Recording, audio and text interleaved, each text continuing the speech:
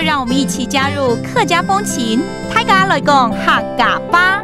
The dairy farms of Hualien's Ruisui Township are a study in the resourcefulness of the Hakka people.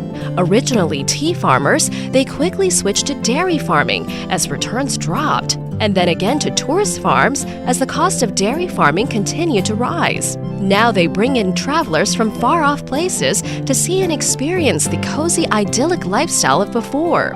For those less crafty, there's plenty to eat and beautiful scenery to see on walking and bike paths. And over in nearby Fengling Township, travelers can try their hand at traditional Hakka dyeing or go rafting down the Xiugulan River. Yo, it's time to talk about Hakka here on ICRT. Hello， 大家好，我阿斌哥 Leo。Hello， 你好，大家好，我是 Josephine。Leo， 你喜欢喝牛奶吗？喜欢啊，喜欢哈。我最近这2年我发觉，好像你去超市看，有很多那种不是大品牌的牛奶，然后都是那种小农去，对，很好喝我发现有很多都是从那个花东地区来的，对，什么瑞穗的啦，没错，这边很多。瑞穗，讲到瑞穗，我问你，你知道瑞穗的古地名叫什么吗？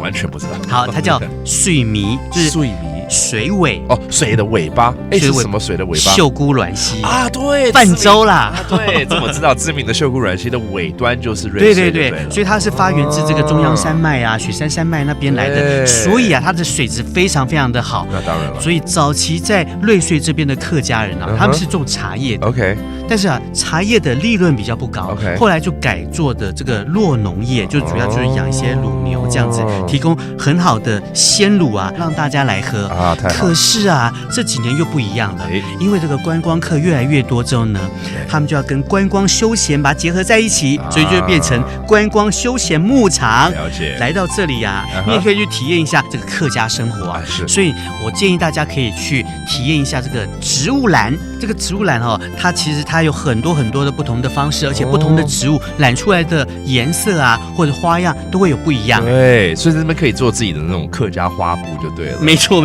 All right， 那我们来教这几个单词，包括牛奶怎么说呢？牛奶 ，that's milk。